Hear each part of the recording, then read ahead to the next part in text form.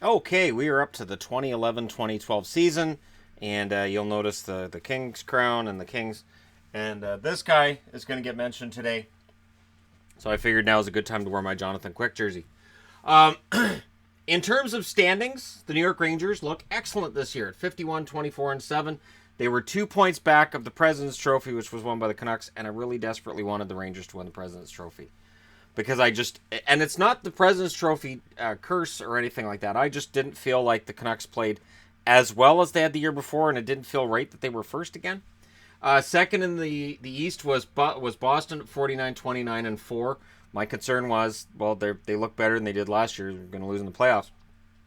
Third place, because of the division they're in, the division winner, Florida, only 38 wins for them. 38, 28, and 18. And to give an example of how weird that is, it wouldn't have made the playoffs in the East, or in the West. So, they make the playoffs in the East as the number 3 seed, and they wouldn't have made the playoffs in the West. The number 4 seed is Pittsburgh at 51, 25, and 6, followed by Philly at 47, 26, and 9, New Jersey 48, 28, and 6, the Capitals 42, 32, and 8, Ottawa 41, 31, and 10. Outside the playoffs, Buffalo 39, 32, and 11, Tampa 38, 36, and 8, the Winnipeg Jets, that's right, this is the first year for the Winnipeg Jets. They are in the East, 37, 35, and 10. Carolina 33, 33, and 16. Toronto 35, 37, and 10. The Islanders 34, 37, and 11. The Montreal Canadiens at 31, 35, and 16. So there was basically an emergency situation during the summer. If we have nowhere to put the Atlanta Thrashers right now, we need a place for the Atlanta Thrashers. And Winnipeg was like, we've been waiting since 96. And they got their team back. So it was a big move for Winnipeg, but it also meant that they had to stay in that division for that first season, which works to their benefit because, as you can see, Florida wasn't very good in the Southeast. So even though geographically it doesn't make any sense, they still finished third in that division, and they were in the running for a playoff spot right up until the end of the year. Now out west, Vancouver has the lead at 51, 22, and 9, followed by St. Louis at 49, 22, and 11, followed by Phoenix Coyotes at 42, 27, and 13. Nashville fourth at 48, 26, and 8. Detroit 48, 28, and 6. Chicago 45, 26, and 11. San Jose 43, 29, and 10. The number 8 seed, the LA Kings, 40, 27, and 15. So technically 40 wins and 42 losses. Technically. Which makes it a very odd thing that they would do as well in the playoffs as they did. It's one of those lightning in a bottle situations. Calgary finishes just out of the playoffs at 37, 29, and 16, followed by Dallas at 42, 35, and 5. Again, Dallas, all they had to do was play well down the stretch, and no. Colorado, 41, 35, and 6. Minnesota, 35, 36, and 11. Anaheim, 34, 36, and 12. Edmonton, 32, 40, and 10. Followed by Columbus, who finished last in the West at 29, 46, and 7. Now, your scoring leaders for the year, Evgeny Malkin is the only one to 100 points, gets 50 goals, 59 assists, 109 points. Followed by Stamkos, who has 60 goals that year and 37 assists for 97 points. Claude Giroux, 28 goals and 65 assists for 93 points. Jason Spezza, 34 goals and 50 assists, 84 points. Ilya Kovalchuk, 37 goals, 46, 83 points. Of course, for New Jersey that year. And New Jersey still liked Kovalchuk at that point. Phil Kessel, 37 goals, 45 assists for 82 points. James Neal, 40 goals, 41 assists that year for Mr. Neal. John Tavares, 31 goals, 50 assists. And Henrik Sedin, 14 goals, 67 assists. So he's tied with them for 81 points as well. I wanted to talk a little bit about goaltending that year because this was a crazy year for goalies. Elliott had a .940 save percentage and a 1.56 goals against for St. Louis. Crazy. Schneider, .937 and a 1.96 goals against. Mike Smith, .930 and a 2.21 goals against. Henrik Lundqvist, .930 and a 1.97 goals against. Tuukka Rask, .929 and a 2.05. Jonathan Quick, this guy, 1.95 goals against to go with his .929 save percentage. And Jaro Halak, .926 save percentage and a 1.97 goals against. Now, trophy winners, I want to get into a little bit of something with that too. The Hart Trophy goes to Malkin, who gets 144 out of 149 votes for first. So it was a landslide. Malkin is the MVP of the league. Notice no Crosby on the list. So Malkin is the guy in Pittsburgh that year. The Lady Byng went to Brian Campbell. The Vezina went to Henrik Lundqvist. The Calder went to Landeskog. Landeskog had 116 first place votes. Ryan Nugent-Hopkins had 26. The Norris Trophy goes to Karlsson. Erik Karlsson had 66 first place votes. Weber had 49. Chara had 32. The Selke Trophy goes to Bergeron. Bergeron had 106 first place votes. So not really any doubt on that one. The Masterton goes to Pacioretty. The Clancy goes to Daniel Alfredsson. The Conn Smythe went to this guy, Jonathan Quick. The Ted Lindsay Award went to Evgeny Malkin. And the Jennings goes to Elliott and Halak. This is the season you can look at and say, wait, why didn't the NHL have Malkin in the top 100 players of all time for the century mark? Why wasn't he in there? And I 100% agree with that, and I would argue that a lot, that he should have been in the top 100, and it's criminal that he's not. So strange. October 6th of 2011, Jágr scores his 1,600th point while he's a member of the Philadelphia Flyers. October 22nd, Nick Lidstrom becomes the first European to get 1,500 games. That's right, he played 1,500 games. He's the only Euro to have done it at the time.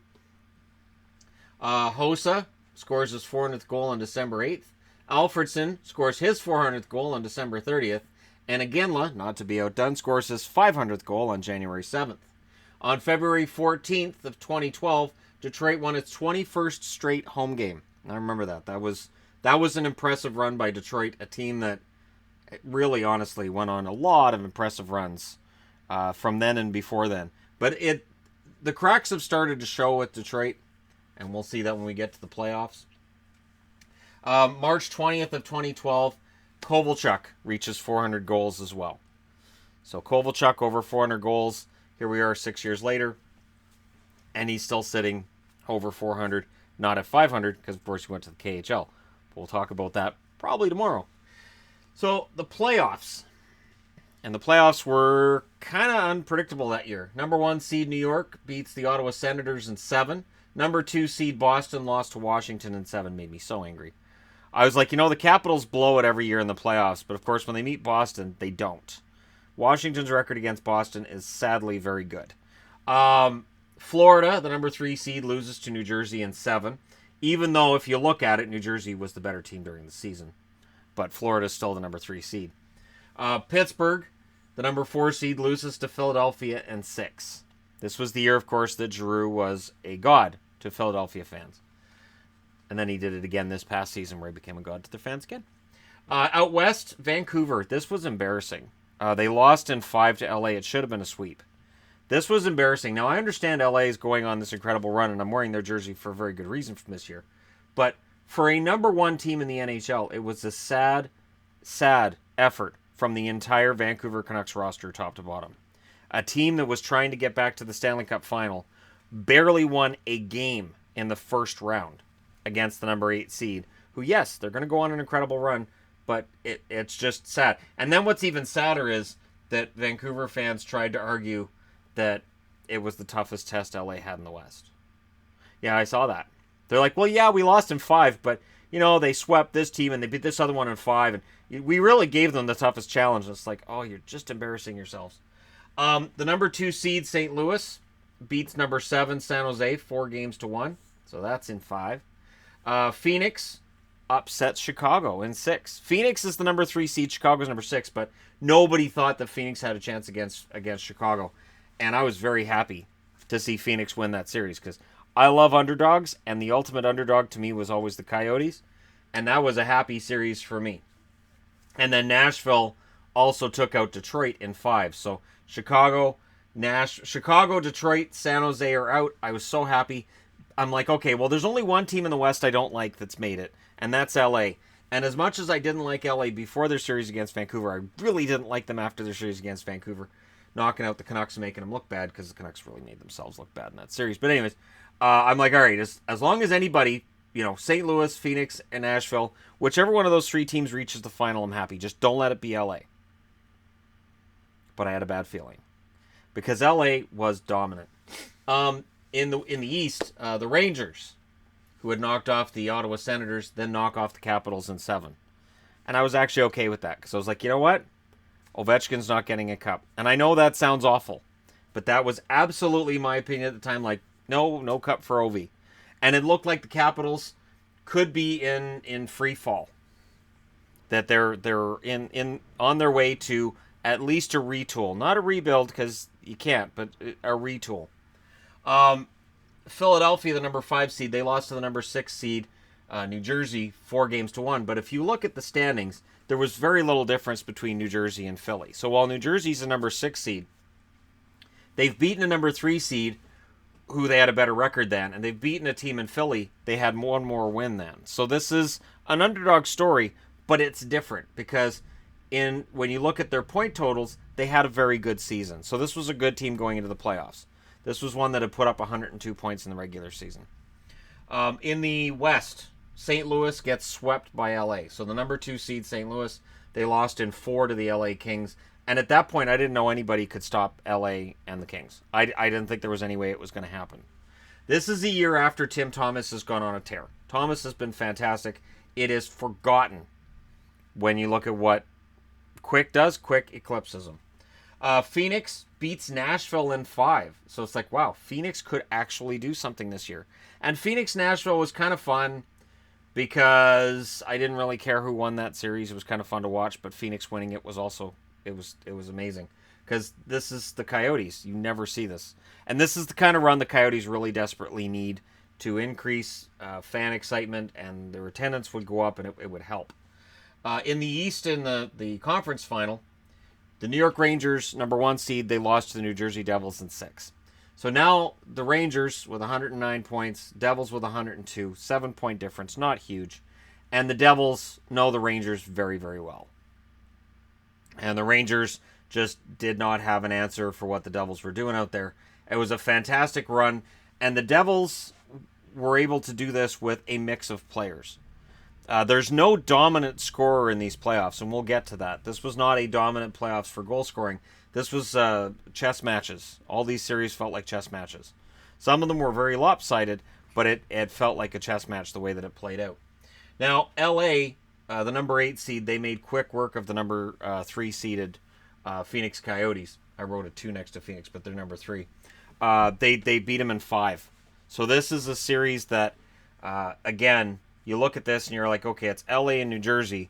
LA is going to be the road team, but LA was kind of the favorite because New Jersey had come a long ways, and they'd been a good team, but there just was this feeling of destiny with the Kings. Games 1 and 2 in New Jersey, LA wins both of them in overtime 2-1. So they're going home with a 2-0 series lead, and then they win game 3 4-0. So now they're up 3-0. New Jersey won game 4 3-1. New Jersey goes home. They win game 5 2-1. If New Jersey had won game 6, I am convinced to this day they would have won in 7. That the Kings would have been rattled, kind of shaken up by having blown the 3-0 series lead. So what did LA do in game 6? They put a 6-1 spot on the New Jersey Devils, and they won the cup in 6 games. It was a dominant performance at home by a team that, as a number 8 seed, has performed very, very well at home and on the road. You don't make it to the Stanley Cup as a number 8 seed without performing really, really well on the road. So the LA Kings do something nobody had ever done before. They win the cup as a number 8 seed going in. Now, your goals leader in the playoffs, Brown, Kopitar, Kovalchuk, and Giroux all had 8. The difference is Giroux had 8 goals in 10 games. He was insanely good that year.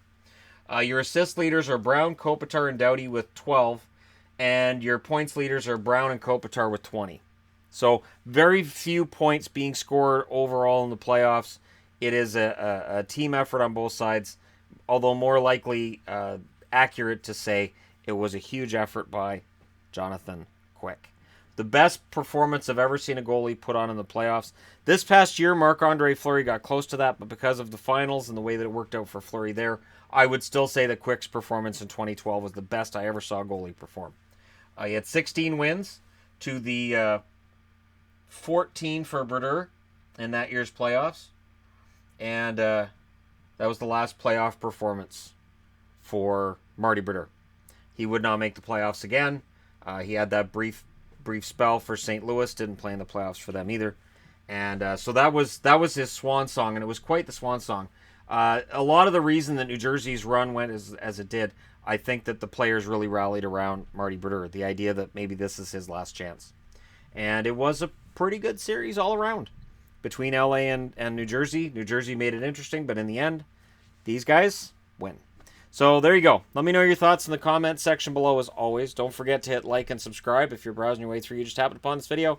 Thank you guys so much for watching. I'll talk to you again soon.